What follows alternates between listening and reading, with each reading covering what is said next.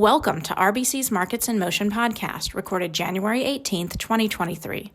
I'm Lori Calvasina, Head of U.S. Equity Strategy at RBC Capital Markets. Please listen to the end of this podcast for important disclaimers.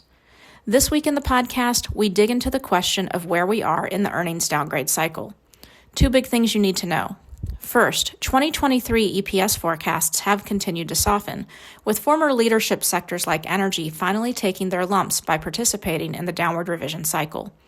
Second, S&P 500 stocks with high international revenue exposure have been outperforming domestically oriented companies recently, as their earnings revision trends have improved. At the same time, earnings revision trends for the domestic bucket, another former leader, have finally started to deteriorate.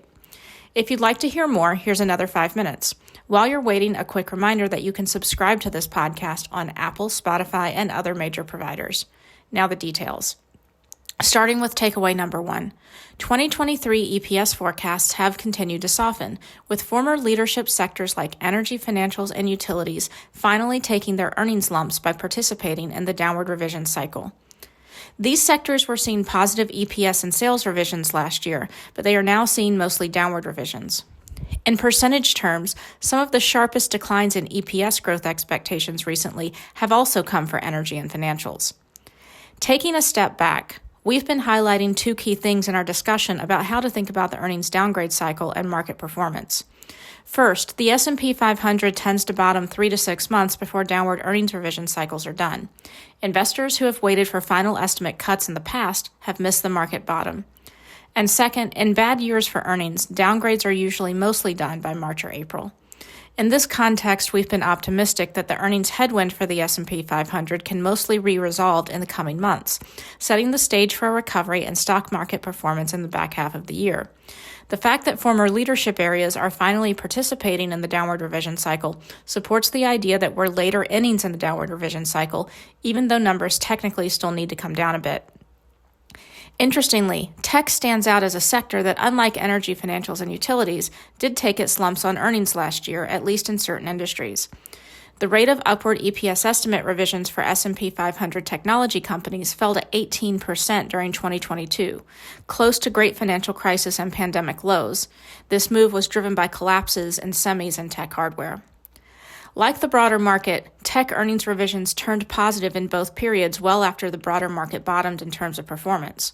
So like investors generally, tech investors waiting around for the final cuts in their stocks missed the bottom in the S&P 500 in terms of performance.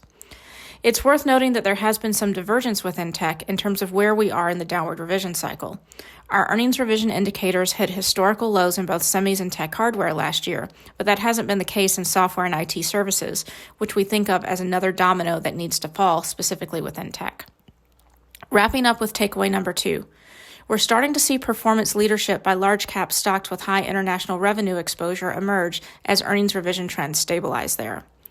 Something else that caught our eye as we were pouring through earnings-related data points last week was that large-cap companies with high international revenue exposure have only been seeing modest downward earnings revisions recently. This represents an improvement from 2022, when these companies saw the rate of upward revisions fall sharply to around 20%.